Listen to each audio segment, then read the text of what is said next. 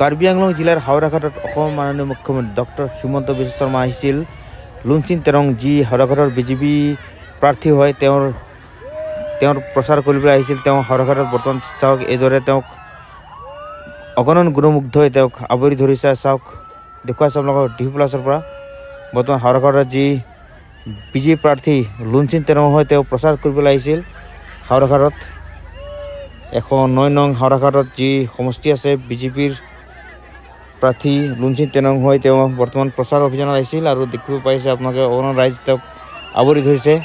অসম মাননীয় মুখ্যমন্ত্ৰী ডক্টৰ হিমন্ত বিশ্ব শৰ্মা ডাঙৰীয়া।